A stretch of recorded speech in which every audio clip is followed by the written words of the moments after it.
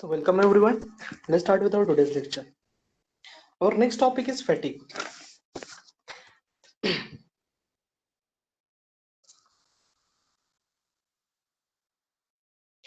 So fatigue means when a particular structure is subjected to the load, okay, and the sorry, when a particular structure is subjected to the repeated loads, okay, a certain beam is there, okay, particular beams are आपण assume केला, suppose this is your particular beam, okay, static loading will be the beam will be subjected to a static load of certain kilonewton, okay. Due to that, that particular beam will bend in a certain direction, okay, whether it is hogging or the ascending depending upon the support, okay, whether it is a overhanging beam or whether it is a cantilever beam or whether it is a simply supported beam, okay. Is all तुमचं general loading, okay. But in case of the fatigue, what do we do? First, a certain beam is there, okay, we load that particular building with a certain load, okay, certain kilonewtonच्या लोडने आपण त्या particular structure ला load करतो, okay. Then after a certain time, suppose आपण लगेच 5 मिनिटांनंतर तो load आपण रिमूव्ह केला, okay.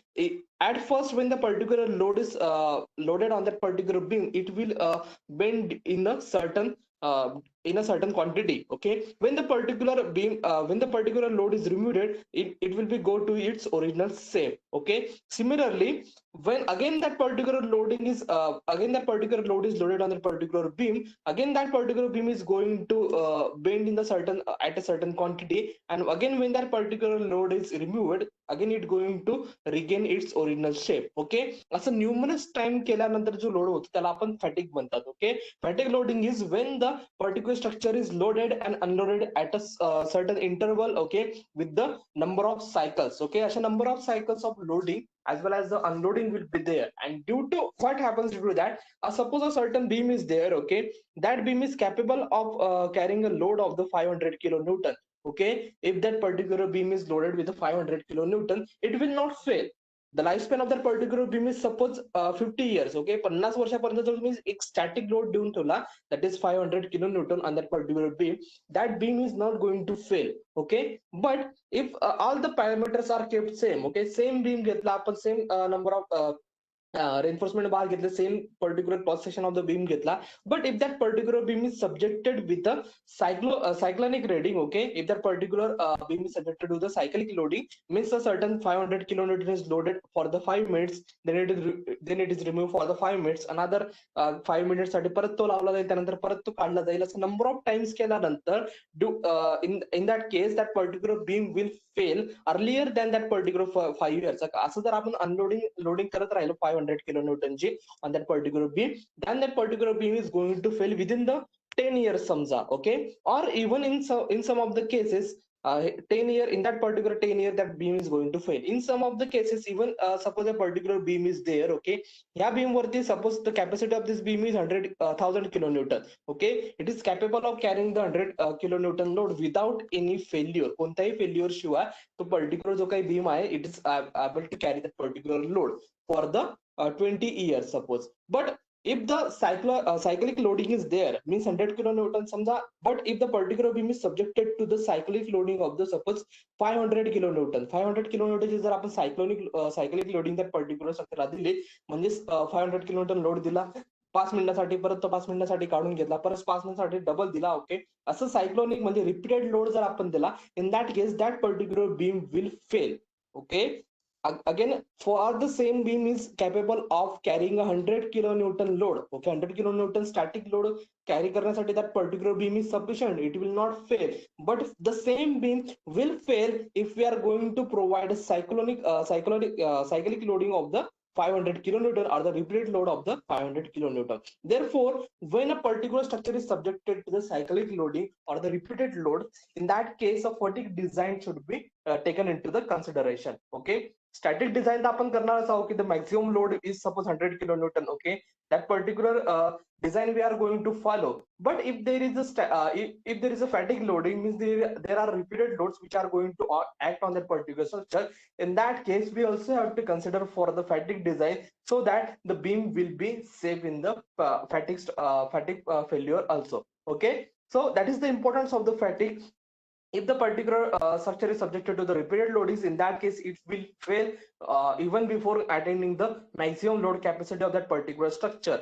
ओके. अगदी मिनिमम अगदी समजा 100 किलो न्यूटनचं जर तुमची मॅक्सिमम लोडिंग असेल, still that particular beam may fail in just to 20 kilo newton cyclonic loading. Okay, therefore the fatigue design should be considered or should be taken into the consideration. Okay, so that is the most important of the factors, fatigue, importance of the fatigues. Okay, maximum the fatigue loading will be where the there is जिथं machinery वगैरे आपण use करणार, जिथं म्हणजे cyclonic loading असेल किंवा जो काही तुमचे ट्रेन वगैरे असेल तर सायक्लोनिक लोडिंग असेल, means at a certain point of that particular कोणताही जो काही स्ट्रक्चर असेल, at that particular structure at a certain point there is a zero loading or there is a suppose 20 kilo newton loading, and at the latter instances that particular beam is subjected to the loading of the 100 kilo newton. Okay, in that case this will be cyclone load. आधी 20 kilo Newton load होता, त्याच्यानंतर तो 100 kilo Newton जाता, त्याच्यानंतर परत काही वेळानंतर समजा तो 40 किलो न्यूटन झाला, त्यानंतर परत काही वेळानंतर तो 120 किलो न्यूटन झाला. ओके, अशा वेळेस जेव्हा तुमचा पर्टिक्युलर स्ट्रेस जे आहे तो चेंज होत जातो किंवा जो काही लोडिंग आहे तो चेंज होत जातो.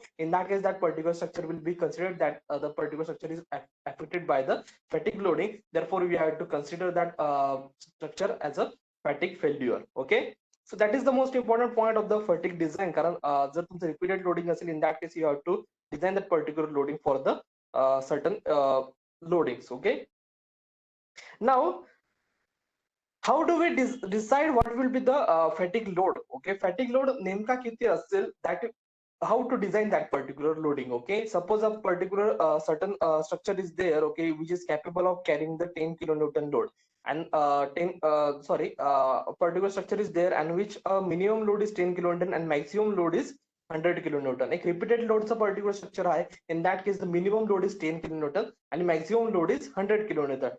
Similarly, दुसरं तुमचं स्ट्रक्चर आहे, okay, in that case the minimum loading is suppose 900 kilo Newton. The minimum load is 900 kilonewton and the maximum load is suppose minimum load is 910 kilonewton and the maximum load is 1000 kilonewton. Now in both of the cases the difference between the stress, okay, जो काही difference असेल means जो काही loading मधला difference असेल that is same. okay, दोन्ही loading मध्ये किती 100 आणि 100 मध्ये लोड डिफरन्स किती 90 kilo Newton. Similarly in case of the 910 and 1000 kilo Newton मध्ये डिफरन्स किती आहे 90 kilo newton. Okay, so both of the particular structure will be affected by the same amount of the fatigue.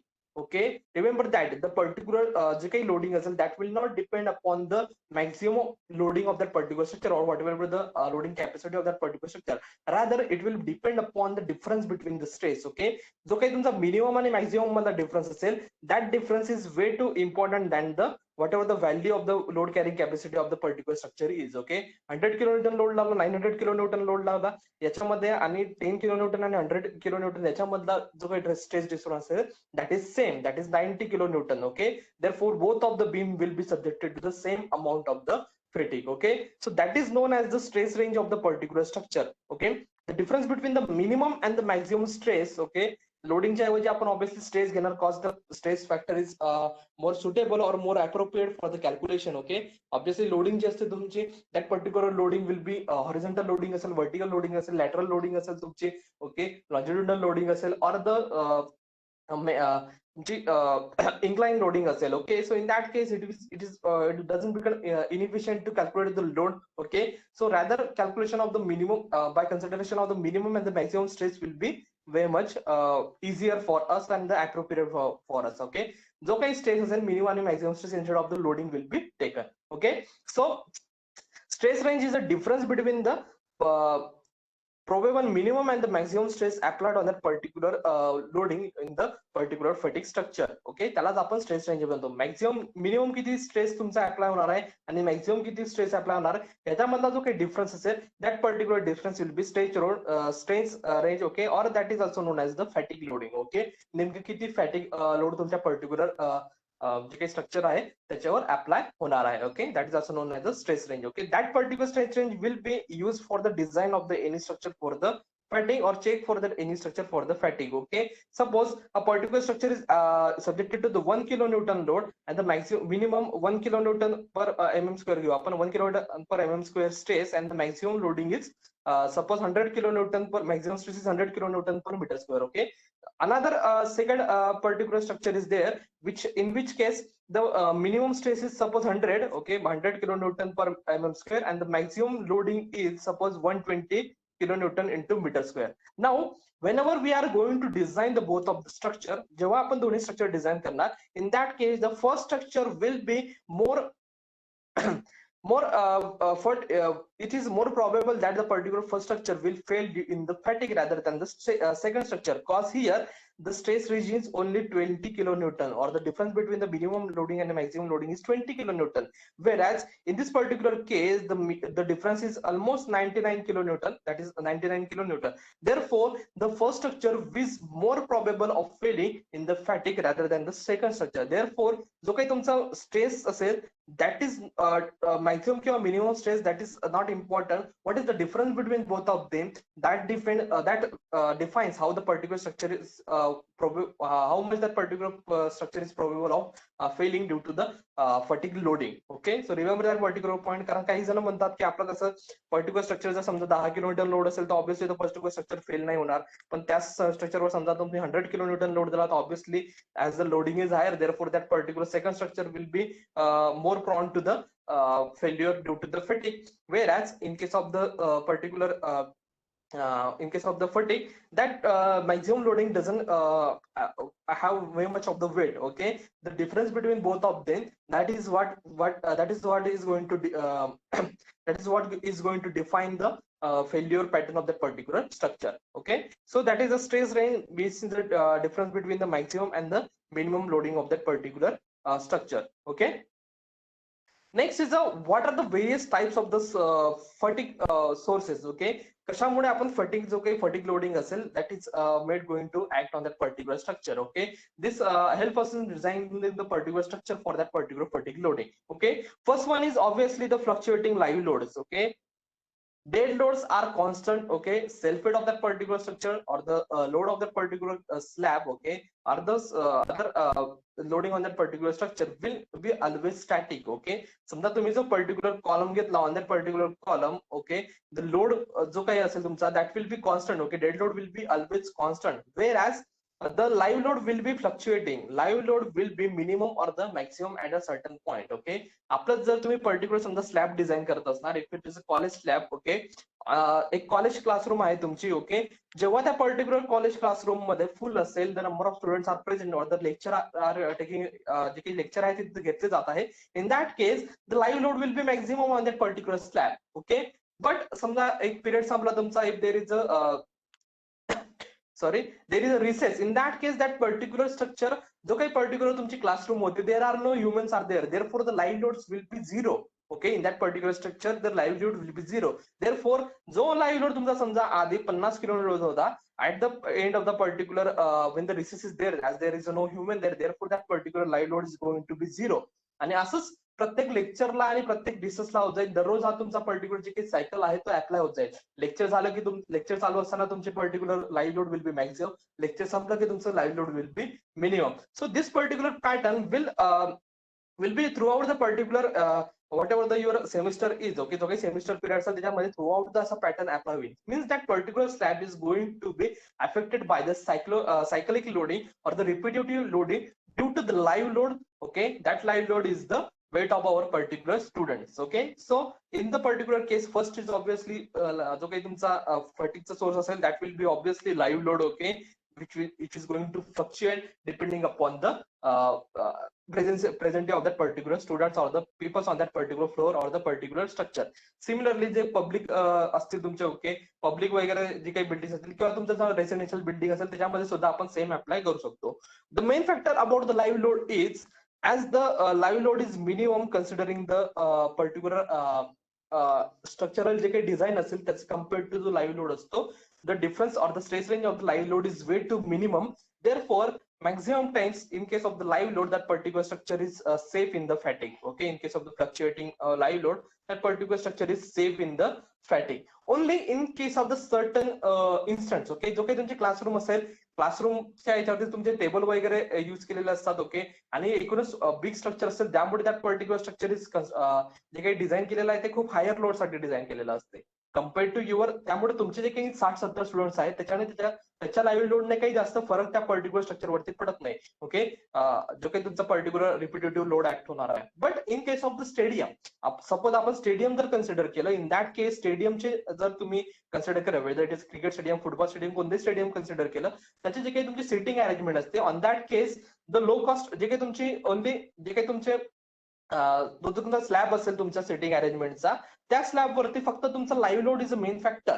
Cause weight of the particular जे काही तुमचे weight of that particular जे काही तुमचे chairs वगैरे असतील दॅट इज मिनिमम. ओके, त्यामुळे त्याच्यावरती maximum load is the live load. Okay, maximum load on that particular structure is live load. Therefore, in case of the design of the particular deck for the sitting arrangement for that particular जे काही तुमचे stadium असेल, तिथे जे काही sitting arrangement असेल, जो काही डेक असेल, त्याला डिझाईन करण्यासाठी the fatigue due to the live load will be the more important factor. कारण तिथं तुमचे हजारोमध्ये लोक तिथं पर्टिक्युलर डेकवरती उभे राहणार आहेत. ओके, त्याच्यावरती त्यामुळे आणि काही वेळानंतर ते खाली जाणार आहेत. ओके, काही वेळानंतर ते particular load will be minimum. Therefore अशा वेळेस that particular deck should be check for the fatigue due to the live loads. Okay, बाकी अदर ठिकाणी तुम्हाला मॅक्झिमम फॅटिक लोडचं लाईव्ह लोडचं काही नसतो. Okay, next is acceleration force. This is the main important factor. Okay, जो आपण आपल्या याच्यामध्ये बघणार आहोत. Okay, acceleration forces in the moving structures. Okay, one of which is our gantry girder, sorry gantry crane म्हणू आपण. Gantry girder will not move. Okay, in the gantry crane. Okay, as we said, कालच आपण बघितलं की जर particular जे काही particular crane आहे ती स्टार्ट होणार, त्यानंतर स्टॉप होणार, त्याच्यामुळे extra loads will be acting on that particular structure, आणि त्यालाच आपण लॅटरल लोड्स किंवा लिनियर लोड्स म्हणतो. That particular loads will be of the repetitive mechanism. Okay, जे काही तुमचे पर्टिक्युलर लोड असतील that will B of the repetitive nature. Okay, means तुमची जी काही समजा तुमची जे काही तुमची क्रेन आहे ती स्टार्ट होणार, परत स्टॉप होणार, परत स्टार्ट होणार, परत स्टॉप होणार, असे number of loadings will be there and that particular structure. एका दिवसातून नंबर ऑफ टाइम्सला जेव्हा ती पर्टिक्युलर जी काही क्रेन असेल ती पर्टिक्युलर वेट लिफ्ट करणार. Okay, then it will transport that particular weight to the certain point, then again it stop, it will again unload that particular load on that particular on that particular location. Again, this particular cycle will repeat in at a numerous times in the particular day. एका दिवसामध्ये number of times that particular numerous cycles will be there. Therefore, that particular extra load which is acting due to the acceleration and the deceleration of that particular vehicle will be of the repetitive nature. जो काही तुमचा acceleration मध्ये जो काही तुमचा lateral load आपण आणि linear load आपण जो काही कन्सिडर करतो, that particular load will B of the repetitive type. Okay, जो काही लोड असेल तुमचा रिपिटेटिव्ह असेल, म्हणजे एकदा स्टार्ट होणार, परत तो स्टॉप होणार, परत अप्लाय होणार, परत तो शून्य होणार, परत म्हणजे ऍक्सलरेशनला तो परत काहीतरी लोड असणार, डिऍक्सलरेट केलं की त्याचा लोड असणार, परत तो शून्य होणार, परत ऍक्सलरेट केलं परत लोड लागणार, परत डिऍक्सलरेट केलं परत लोड लागणार, परत ऍक्सलरेट परत डिऍक्सलरेट, असं करत करत नंबर ऑफ टाइम्स त्या पर्टिक्युलर स्ट्रक्चर वरती लोड अप्लाय होणार आहे due to the moving structure. Therefore, that particular structure should be checked for the fatigue loading, as the repetitive load will be there. Therefore, that particular structure will be checked for the fatigue loading or the fatigue design. त्यामुळे जे काही तुमचे gantry girder असतात किंवा other type of जे crane जे असतात maximum crane मध्ये तुमचं फॅटिग डिझाईन केलेलं असते, as that particular structure or that particular crane will be subjected to the repetitive loading. Okay, त्यामुळे एक इम्पॉर्टंट फॅक्टर जो होता आपल्या गॅन्ट्री गर्डर मध्ये आपल्याला फटिग त्याच्यासाठी कन्स्ट्रक्ट घ्यावं लागते, cause the particular structure will be subjected to the repetitive load due to the acceleration and the deceleration of that particular vehicle. Okay, next is your pressure changes. Okay, हे तुम्हाला exam मध्ये विचारलं येते की what are the various sources of the particular fatigue. फटिगचे कोणते कोणते sources असतात आणि त्याचे एक्झाम्पल द्या. Okay, so these are the particular sources. Okay, first is fluctuating line load, याच्यामध्ये तुम्ही स्टेडियम किंवा तुमच्या क्लासरूमचं एक्झाम्पल देऊ शकतात. नेक्स्ट इज द ऍक्सलरेशन और डिऍक्सलरेशन इन द मूव्हिंग स्ट्रक्चर, याच्यामध्ये best example is gantry crane तुमची असते. Next is your pressure changes. Okay, pressure changes is mainly occur in case of the dam वगैरे किंवा जे काही तुमचे कॅनल वगैरे असेल किंवा रिझर्वायर वगैरे असेल किंवा छोटे reservoirs maximum. In that case the fatigue due to the pressure changes will be there. Okay, suppose एक छोटी टँक जर आपण घेतली, okay, in that particular tank जेव्हा तुमची वॉटरने ती पर्टिक्युलर टँक जेव्हा फिल होईल, in that case the water pressure will be there on the walls of that particular structure. जेव्हा ते पर्टिक्युलर टँक जे असेल ते आपण ड्रेन करू, means no water will be there, therefore the loading will be zero. Again when water is again तुम्ही जेव्हा water त्याच्यामध्ये फिलअप करणार, again the sorry, again the pressure will be there, water pressure will be there, loadings be there. Again when the particular drain, असं जेव्हा number of times तुम्ही जेव्हा particular water टँकला drain करणार आणि फिलअप करणार, त्यामुळे त्याच्यावरती एक सायकोलॉजिक लोडिंग तुमचं अप्लाय होते. This maximumly its consider in case of the जे काही तुमचे पॉवर प्लांट असतात तुमचे आपले, ओके, जे काही जलविद्युत केंद्र असतात तुमचे, okay, in that case the hydroelectric power plant जे असतात तुमचे, त्याच्यामध्ये ते मॅक्झिमम वेळेस अप्लाय केले जाते. बिकॉज जो काही तुमचा टर्बाईन वगैरे जे काही असेल, तिथं तुमचे जे काही लोडिंग असते ती सायक्लॉनिक लोडिंग असते तुमची. जिथं तुमचा कॅनल वगैरे असेल, इन दॅट केस सगळ्या सायक्लॉनिक लोडिंग असते. Okay, so in that case maximum वेळेस तुमचे जे काही प्रेशर चेंजेस असतात ते अप्लाय होत असतात depending upon the flow of the water. Okay, maximum वेळेस आपले जनरल जे काही टँक आपण डिझाईन करतो, ओके, मोठे मोठे जे काही वॉटर टँक डिझाईन करतो आपण, जे काही ओव्हरहेड स्ट्रक्चर जे आपण डिझाईन करतो, in that case the fatigue loading will be minimum. Okay, कारण ती मॅक्झिमम वेळेस एकदा फुल केली जाते, त्यानंतर ती अशी एकदम खाली वगैरे करत जात नाही आपण, त्यामुळे त्याच्यावरती फॅटिंग लोडिंग मिनिमम नसते. This is mostly in case of the जे काही डॅम वगैरे असतील त्याच्यामध्ये, हायड्रोइलेक्ट्रिक पॉवर प्लांट असेल त्याच्यामध्ये, आणि कॅनल मध्ये सुद्धा याचा भरपूर वेळेस यूज केला जातो. ओके, आणि वियर्स मध्ये सुद्धा तो काही वेळेस अप्लाय केला जातो. But that depends upon the जो काही तुमचं स्ट्रक्चर आहे त्याच्यावरती ते डिपेंड असते. What are the actually circumstances are there on that particular field. Okay, next is your temperature fluctuation. Okay, again this is the one of the important factor. Okay, जेव्हा तुमचं temperature increase होते आणि decrease होते, we know that when the particular जो काही तुमचा material असेल, if the particular subjected to the higher load लागला, in that case it will increase in the length. Okay, जर तुमचा टेम्परेचर कमी केला, in that case it will decrease in the length. Okay, थर्मोस्टॅटिस ज्याला आपण म्हणतो, की जे जेव्हा तुम्ही टेम्परेचर वाढवणार तेव्हा पर्टिक्युलर मेंबर एक्सपांड होतो, जेव्हा आपण टेम्परेचर कमी करणार तेव्हा पर्टिक्युलर मेंबर जो काही असेल तो रिट्रॅक्ट होतो, और त्याची लेंथ जी असेल ती कमी होते. So again this is your, जर टेम्परेचर मध्ये जर चेंजेस होत असतील, okay, higher changes as well as the lower changes असं वाढत असतील, कमी होत असतील, वाढत असतील, कमी होत असतील, in that case that particular structure will expand, then again contract, then again expand, then again contract, असं रिपीटेटिव्ह सायकल तुमची अप्लाय होत जाईल. And due to that the fatigue will occur. Okay, due to that the fatigue loading will be there, and therefore that particular fatigue loading in case of the temperature fluctuation, that particular structure should be checked for the fatigue.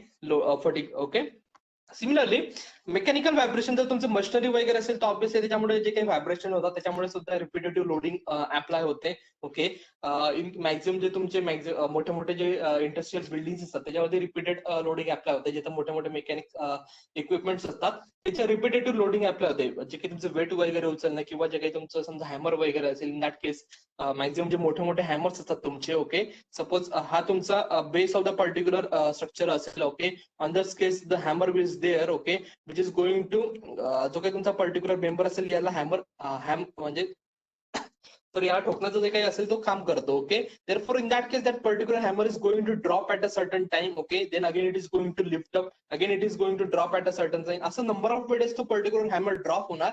therefore on that particular structure the loading will be of the repetitive type. Okay, cyclonic loading असेल, एकदा drop होणार, परत तो वरती उचलला जाणार, परत तो हॅमर ड्रॉप होणार, परत तो वरती उचलला जाणार, असं रिपीटेटिव्ह लोडिंग होणार. त्यामुळे हा जो काही तुमचा बेस स्ट्रक्चर असेल इथं जो काही असेल फॅटिक लोडिंग अप्लाय होतं. therefore that particular structure should be checked for the fatigue loading. Next is your environmental factor. Environmental factor म्हणजे तुमचे विंड्स, वेव्स आणि करंट. ओके, जे काही तुमचे ऑब्व्हियसली जे काही तुमचा पर्टिक्युलर स्ट्रक्चर असेल, समजा if there is a particular structure, okay, in that case wind is in moving this particular direction, काही वेळानंतर विंड तुमची ह्या डायरेक्शनने मूव्ह होईल, त्यानंतर परत ती दुसऱ्या डायरेक्शनने मूव्ह होईल, त्यानंतर परत काही वेळानंतर ती तिसऱ्या डायरेक्शन मूव्ह होईल. यामुळे काय होतं, नंबर ऑफ एका वेळेस जेव्हा तुमचे in this particular case this particular loading is there, okay, at the next instant the reversal of the loading will be there. Okay, reversal of the wind forces ज्याला आपण म्हणतो. ओके, एका वेळेस या साईडने लोडिंग असेल, दुसऱ्या वेळेस या साईडने लोडिंग असेल, तिसऱ्या वेळेस या साईडने लोडिंग असेल, त्यामुळे एका again repetitive loadings are there. Okay, number of loadings will be there due to the wind. Okay, there will be the reversal of the forces. Okay, therefore in that case again the fatigue structure should be considered. Okay, so हे सुद्धा तुम्हाला विचारायचं की what are the various sources and give it with the example. So प्रत्येकाचं example तुम्हाला इथं mention करायचं as well as the how the particular structure is should be subjected. Okay, हे सुद्धा काही वेळेस विचारणार. You should know what is the actually the fatigue. Okay, what is it is going to affect. Okay, Now, why the particular footing design is important in case of important? Okay, footing in design. Why should we consider a particular footing in case of the design? Okay. So first is obviously the physical effect of the repetitive load on the material is different than the static load. Okay, obviously जर तुम्ही 100 kilonewtonचा एक static load लावला आणि same तुम्ही 100 kilonewtonचा जर तुम्ही repetitive load लावला तर दोघांमध्ये खूप मोठा डिफरन्स असेल. Okay, even to the intensity of the loading of the both of the structure is same. पहिला लोड सुद्धा तुमचा 100 kilonewton आहे, सेकंड लोड सुद्धा तुमचा 100 kilonewton आहे, but first load is of the static means एकदा लावला की लावला, where second load is in the second load जो काही असेल तुमचा तो असेल repetitive. Therefore the both in जो काही तुमचा स्ट्रक्चर असेल in both of the cases will behave in the different form or the different nature. Therefore, that particular footing should be designed for the 100 kilonewton of the even if the particular structure is safe in the 100 kilonewton static load, still it should be checked for the same 100 kilonewton fatigue load or the repetitive load. Okay, next is the fatigue failure are always brittle regardless of the whether the particular material is brittle or the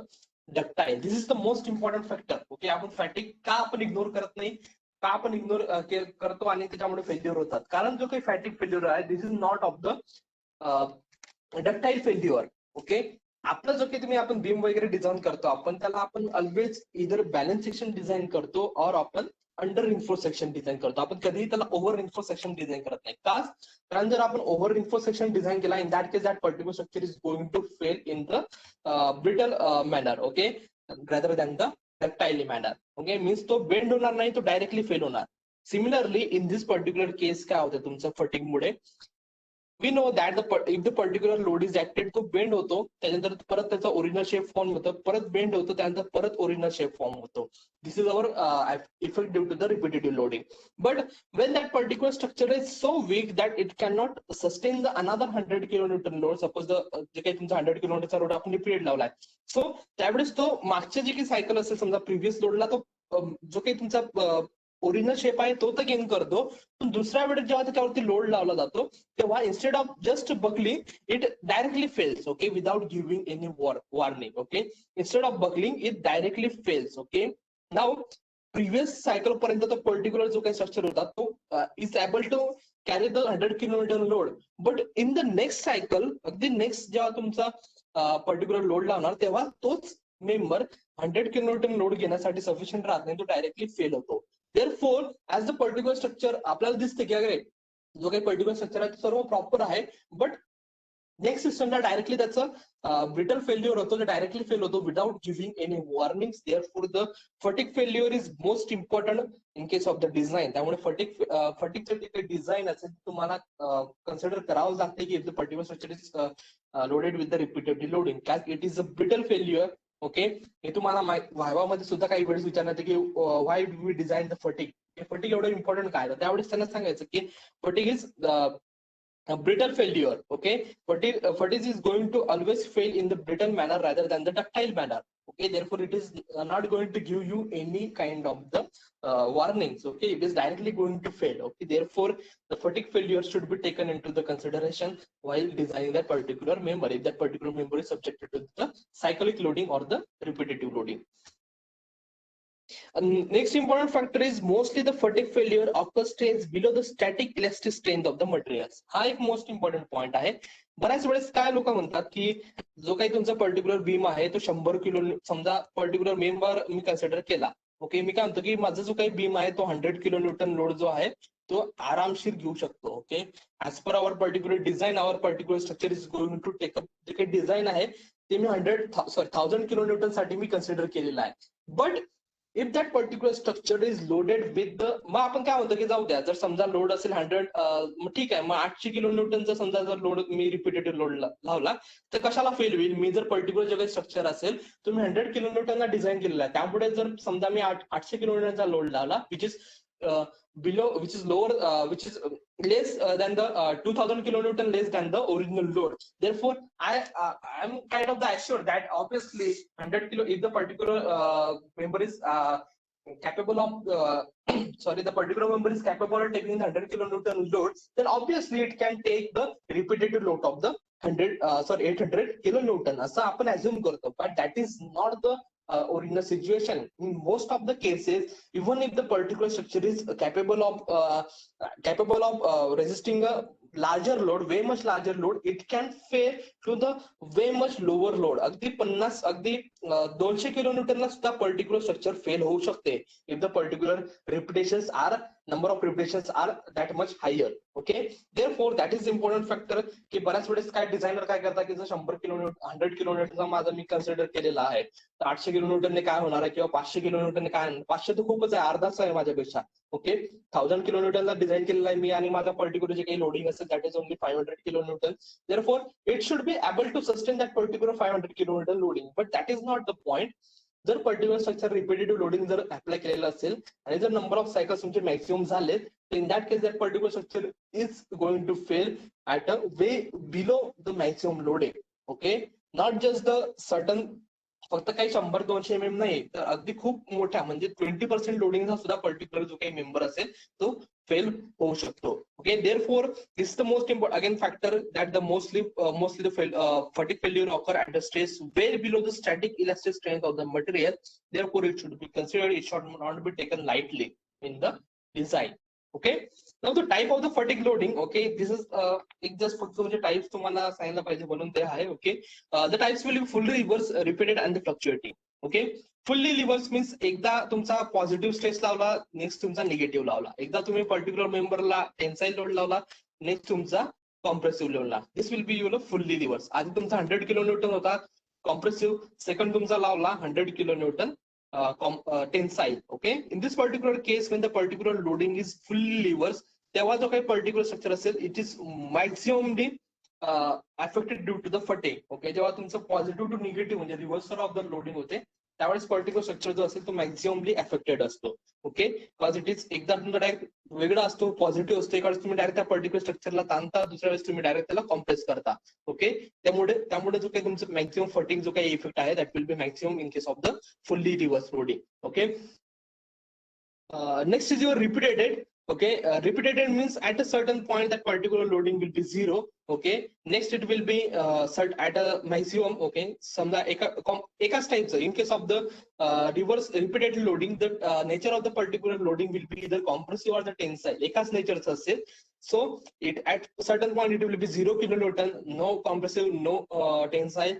At the next point it will be 100 kilonewton tensile, or at a certain point it will be 0 kilonewton, no tensile, no compressive, and at a certain point it will be 100 kilonewton compressive. Okay, so अशा प्रकारची जी loading असते म्हणजे 0 पासून काहीतरी limit पर्यंत loading होते, त्याला आपण म्हणतो repeated loading.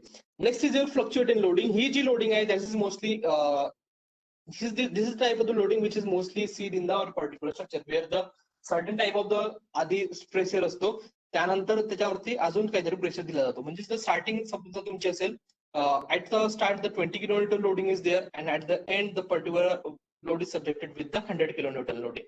Again here the nature of the particular structure will be either positive or either negative, means it will be either compressive or the tensile. There is no in between. Okay, त्याच्यामध्ये हे होणार नाही. Okay, cross होणार नाही तुमचं. Okay, again in this case a certain loading will be there. Okay, at the start एक certain type of the loading will be there, and at the end that will be the maximum loading. Okay, so हा maximum तुमचा जो काही असेल तो maximum आपल्या जे काही जनरल स्ट्रक्चर आहे त्याच्यामध्ये अप्लाय होतो. That is the fluctuating type of the fatigue loading. Okay,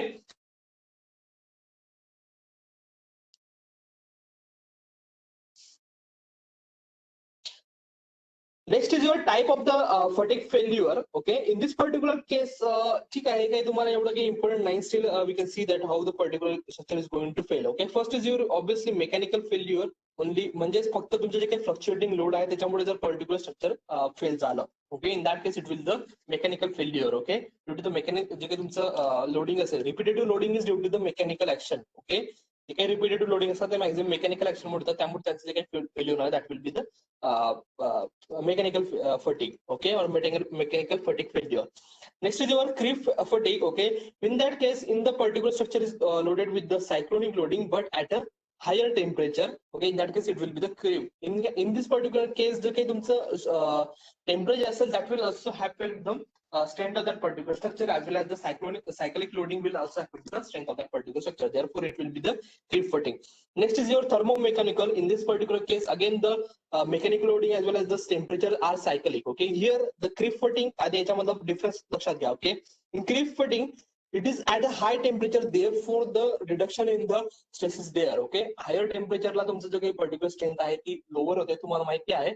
So त्याच्या आणि as well as the cyclic loading is there. Okay, whereas in case of thermomechanical fatigue तुमची cyclonic loading सुद्धा असेल, as well as the temperature जे असेल ते सुद्धा तुमचं cyclic असेल.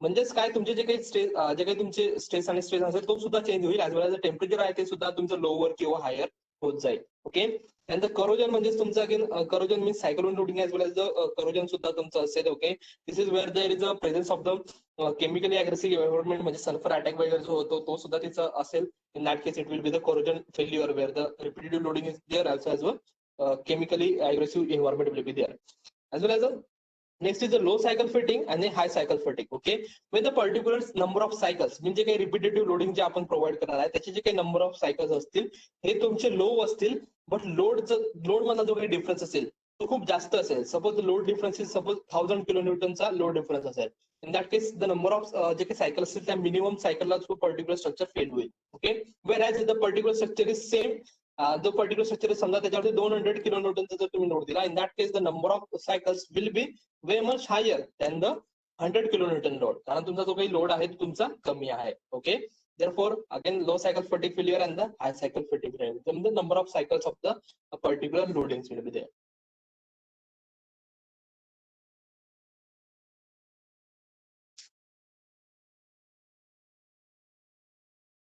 And the fatigue propagation, okay, हे तुम्हाला अगेन काही विचारण्यात येत नाही. Just in this case, okay, काही पर्टिक्युलर मेंबर्स असेल. Okay, suppose this is your member, it is subjected to the repetitive loading, म्हणजे तो बेंड होईल. Okay, and again it will regain its original position. Okay, in that case the fatigue crack जे आहे ती तुमची form होते.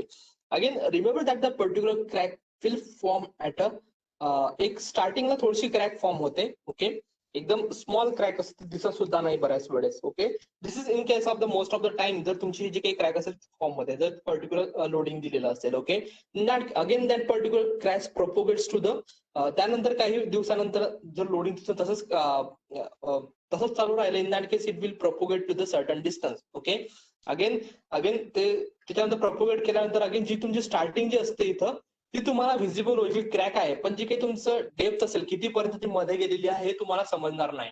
Okay, that will be your second stage. Okay, next stage will be Wien तुमची जी काही पूर्ण जी काही पर्टिक्युलर क्रॅक असेल ती व्हिजिबल दिसते की हा ही एवढी मोठी क्रॅक आहे तुम्हाला इथं पर्टिक्युलर स्ट्रक्चरला. Okay, the whole crack as well as the depth of that particular crack becomes visible, and next is when the particular structure ultimately fails. Okay, in case where the particular structure is safe in the fatigue, जर particular structure जर फटिक मध्ये safe असेल, म्हणजेच repetitive loading त्या particular स्ट्रक्चरला apply होत आहे, परंतु तो पर्टिक्युलर स्ट्रक्चर सेफ असेल, इन दॅट केस जो काही तुमचा फर्स्ट असेल मीन्स एक फक्त तुमचे क्रॅक जे आहे तिथं फॉर्म होतात. Okay, but it will not propagate to the depth. Okay, ते मध्येपर्यंत तुमचे जे काही पर्टिक्युलर क्रॅक्स असतील ते फक्त काही भागापुरते जे काही असेल ते फॉर्म होतात, त्या परंतु मध्येपर्यंत ते तुमच्या प्रोपोगेट होत नाही किंवा त्याच्यापर्यंत व्हिजिबल तुम्हाला दिसत नाही. Okay, in this particularly applies when the particular loading जे असेल that is within the fatigue failure, जे काही तुमची मॅक्सिमम फटिक फेल्युअर लोडिंग असेल त्यामध्ये असेल. मीन्स क्रॅक फॉर्म होतात पण ती क्रॅक जी आहे ती प्रोपोगेट होत नाही. therefore that particular structure is safe in the fatigue. Next important factor is S N curve. Okay, याच्यावरती भरपूर वेळेस तुम्हाला विचारण्यात येईल what is mean by S N curve. Okay, what is mean by stress and the number of cycle curve. S N curve म्हणजे काय, as well as the endurance limit म्हणजे काय. Okay, this is the most important हे तुमचा, कारण याच्या हा जो काही पर्टिक्युलर कर्व आहे तुमचा डिझाईन मध्ये फटिक डिझाईन मध्ये इम्पॉर्टन्स आहे. ओके, फटिक डिझाईन मध्ये तुम्हाला कॅल्क्युलेशन मध्ये तो युजफुल होतो. Okay, now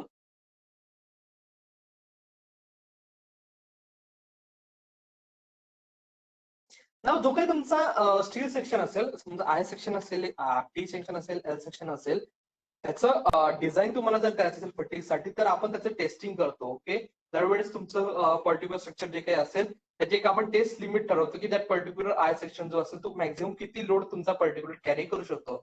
for a certain types of the number of the cycles. Okay, so we plot a curve between the stress and the number of cycles. Okay, number of the cycle, sorry, number of cycles. Okay, number of the stress cycles म्हणजे तुमचा load किती वेळेस apply होणार आहे त्याचा, आणि on the that will be on the X axis and the Y axis will be the stress at जो काही तुमची स्ट्रेस रेंज असेल. Okay, stress range means minimum आणि मॅक्सिमम मधला जो काही डिफरन्स असेल that will be your stress range. So the stress range आणि ते तुमचे number of cycles. Okay, number of stress cycle यांचा आपण एक ग्राफ प्लॉट करतो. Means what we take a number of samples आपण घेतो. ओके, त्या पर्टिक्युलर सॅम्पल्सला आपण 200 समजा 200 MPaचा आपण स्ट्रेस डिफरन्स आपण लोड लावतो. Okay, stress difference or the stress range is suppose 200 MPa. Okay, then we apply that particular load for the repetitive number of cycles. Number of cycles साठी आपण तो load apply करत जातो. Okay, 10,000 15,000 लाखापर्यंत आपण repetitive करतो, आणि ऍट अ सर्टन ज्या रेंजला तो फेल होणार आहे, समजा if that particular structure fails at 10,000 number of cycles. Okay, 10,000 cycle झाल्यानंतर पर्टिक्युलर स्ट्रक्चर फेल झाला ऍट 200 न्यूटन. तो आपण एक प्लॉट करतो. त्यानंतर मग आपण त्याचा कमी स्ट्रेस करतो. समजा काहीतरी आपण 150 केला त्यावेळेस तो कधी फेल होतो, 100 ला केला तर त्यावेळेस कधी फेल होतो, 80 MPaचा जर लोड लावला त्यावेळेस किती फेल होतो. सर हे जे आपण नंबर ऑफ सायकल्सचा फेल होतो त्याचा आपण ग्राफ प्लॉट करतो. ऑब्विसली जसा तुमचा जो काही स्ट्रेस डिफरन्स आहे तो डिक्रीज होणार आहे, obviously the number of cycles will be increased. Okay, जे काही नंबर ऑफ सायकल्स असेल तुमचे इन्क्रीज होणार आहे. जो पर्टिक्युलर स्ट्रक्चर आहे तो समजा जर 10 किलो न्यूटनचा जो काही लोड लावला तर पर्टिक्युलर स्ट्रक्चर जो काही आहे तो 100 सायकल्सला 100 सायकल पर्यंत म्हणजे 100 वेळेस अप्लाय केला लोड, परत काढला लोड, परत अप्लाय केला, परत काढला, अशा 100 सायकल पर्यंत तो पर्टिक्युलर स्ट्रक्चर सहन करतो. Okay, it resist that particular loading and after that it just fails. Okay, सम त्याच स्ट्रक्चर जर आपण 5 किलोमीटर लोड अप्लाय केला तर obviously it will the number of cycles will B greater than the 100. 100 पेक्षा जास्त सायकल साठी तो particular structure will range that particular loading. Okay, therefore as the particular stress variation is the stress range decreases, the number of cycles are increases. Okay, so अशा आपण number of cycles आपण plot करतो. Okay, ज्या particular stress साठी किती number of cycles fail झाला आणि त्याच्यानुसार मग आपण एक ग्राफ जो असेल तो ड्रॉ करतो.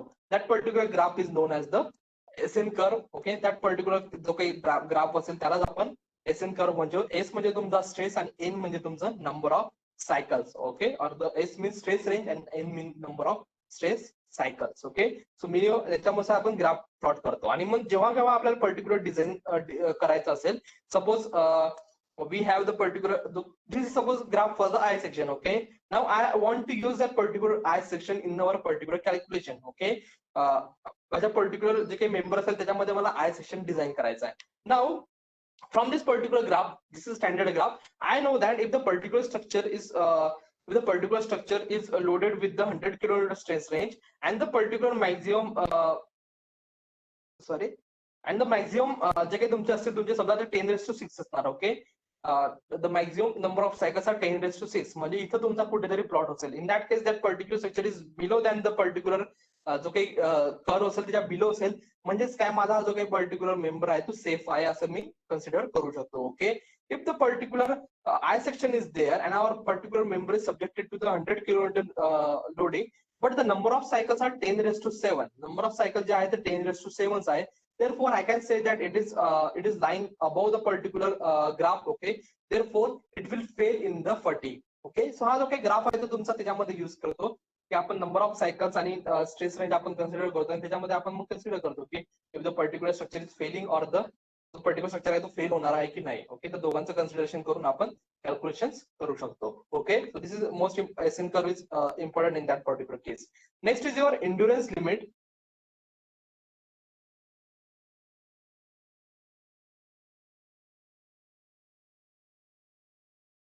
अगेन एंड्युरन्स लिमिट मध्ये काय, तुम्ही जेव्हा particular stress strain curve S N curve जेव्हा तुम्ही प्लॉट करतात, in that case you observe that at a certain stress range, एक काहीतरी स्ट्रेस रेंज नंतर तुम्ही कितीही नंबर ऑफ सायकल अप्लाय केलं, still that particular structure is not going to fail.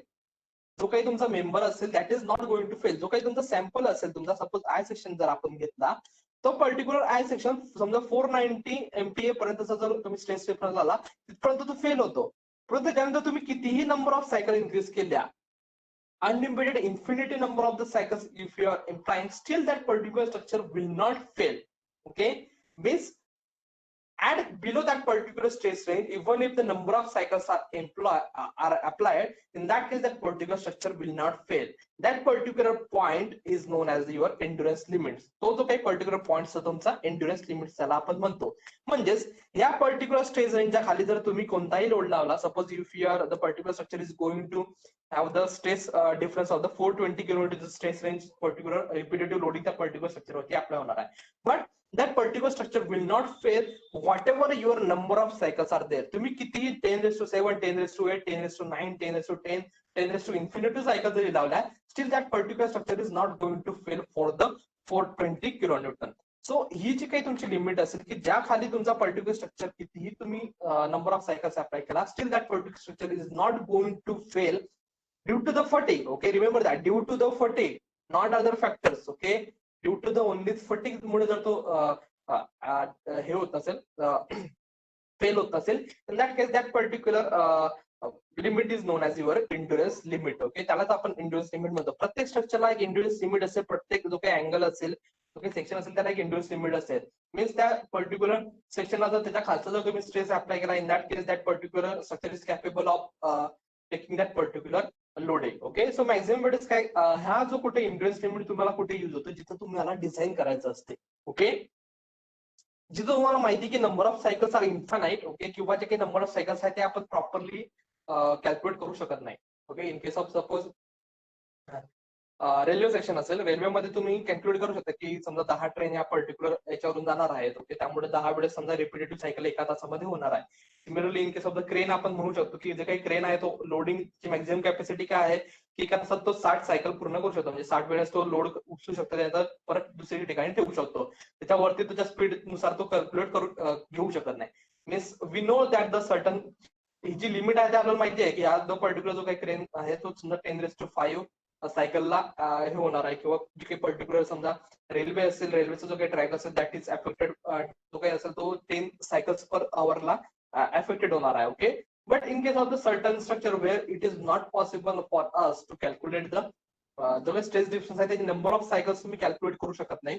In that case we are going to take in that case we plan to design a structure so that it will fall below the endurance limit. Okay, जे काही तुमचे maximum stress असेल तो below इंड्युरन्स limit असेल, अशा प्रकारे आपण particular member जो काही असेल तो डिझाईन करतो. ओके, जो काही तुम्ही आय सेक्शन डिझाईन करणार आहे, सो दॅट द पर्टिक्युलर जे काही तुमचं स्ट्रेस रेंज असेल for that particular I section, that particular stress range should be below the endurance limit. Okay, जसं तुमचा हायवे वगैरे असेल, हायवेवरती सुद्धा तुमची रिपिटेटिव्ह लोडिंग लागतो, पण जो काही तुमचा रिपिटेटिव्ह लोडिंग असेल तो आपण कॅल्क्युलेट करू शकत नाही. तुम्ही एकदा ट्रॅफिक डेन्सिटी काढू शकता, मॅक्झिमम वेळेस ट्रॅफिक इंटेन्सिटी तुम्ही काढू शकता, but even from the traffic density of the traffic intensity we can not calculate exact number of the cycles. कारण ट्रॅफिक आहे ती कधी खूप फ्लक्च्युएट होत राहते. तुमची ट्रॅफिक कधी तुमचा 2 व्हीलर, कधी 4 व्हीलर, कधी तुमची मोठी ट्रेन जाते, कधी तुमचं छोटा ट्रॅक्टर जातो, कधी बैलगाडी जाते.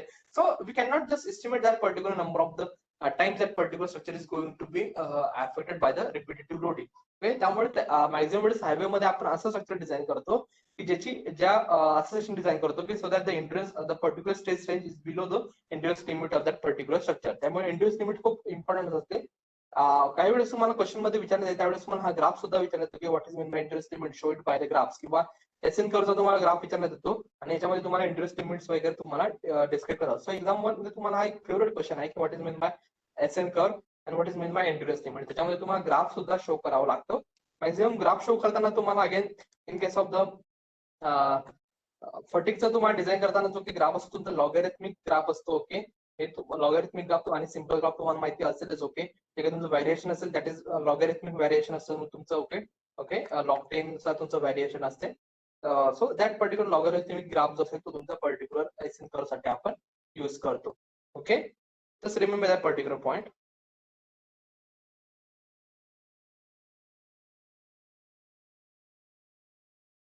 ओके, ठीक आहे, एक शेवटचा पॉइंट घेऊन घेऊ. ठीक आहे, the fatigue consideration are also asked. Okay, ठीक आहे, तुमची फटिक लाईफ वगैरे असेल depends upon the member of the structural stress difference वगैरे.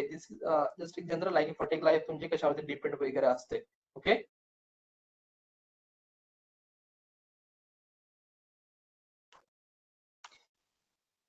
फटिक कन्सिडरेशन, फटिक आपण कशामध्ये कन्सिडर करतो. First is tension member. Obviously tension member मध्ये आपण फटिक कन्सिडर करतो. कोणत्याही टाईपचं टेन्शन मेंबर असेल, जर तो पर्टिक्युलर टेन्शन मेंबर जर रिपीटेटिव्ह लोडिंगला जर अप्लाय केलेला असेल फॉर द टेन्शन लोडिंग असेल, in that case we are going to consider for the tension element. Again railway bridge जे असेल त्याला सुद्धा आपण फटिक डिझाईन करतो. Okay, remember that. रेल्वेची जे काही असेल ते रिपीटेटिव्ह लोडिंग तुमची अप्लाय होत राहते. In case of the railway main काय असतं, तुमचं काही ब्रिज असेल, समजा तुमचा ब्रिज असेल रेल्वे ब्रिज, याच्यावरती तुमची एक ट्रेन जाणार आहे. ओके, त्यानंतर तो पर्टिक्युलर ब्रिज खाली राहणार आहे. ओके, एक ट्रेन काहीतरी 10 सेकंदासाठी जाईल, त्यानंतर पर्टिक्युलर ट्रेन जो काही पर्टिक्युलर जो काही तुमचा ब्रिज असेल तो पेडिस्ट्रियन वगैरे याच्यासाठी नसतो तो, त्यामुळे तो त्याच्यावरती काहीही लोडिंग अप्लाय होत नाही. ओके, अगेन दुसरी ट्रेन जाते, परत लोडिंग येते, परत तुमची झिरो लोडिंग होते, परत तिसरा ट्रेन जाते, परत तुमची लोडिंग होते, परत ती ट्रेन गेल्यानंतर तुमची झिरो लोडिंग होते. त्यामुळे हा जो काही रिपीटेटिव्ह सायकल आहे तो फटिग जो काही तुमचा इफेक्ट आहे तो रेल्वे ब्रिज मध्ये तो जास्त इम्पॉर्टंट असतो. Whereas in case of the highway bridge मध्ये आपण तसं आपण म्हणू शकत नाही. ओके, हायवे किंवा फूट ब्रिजेस जे काही असतात तुमचे, ओके, ओव्हरपास वगैरे जो काय असतो, समजा हायवे ब्रिज जर आपण तुम्ही कन्सिडर करा, याच्यावर आपण एक कन्सिडर करू शकत नाही की नेहमी असं नाही की एकाच वेळेस तुमचे 10 ट्रक येतात, त्याच्यानंतर मध्ये 10 ट्रक चालले जातात, म्हणजे झिरो लोडिंग होऊन जाते, परत त्यानंतर 10 ट्रक येतात, परत त्याच्यानंतर झिरो लोडिंग होऊन जाते, असं होत नाही. कधी तुमचा मोटर बाईक वाला जातो, कधी तुमचे 4-5 ट्रक जातात, कधी तुमचे कार जातात. ओके, त्यामुळे इन दॅट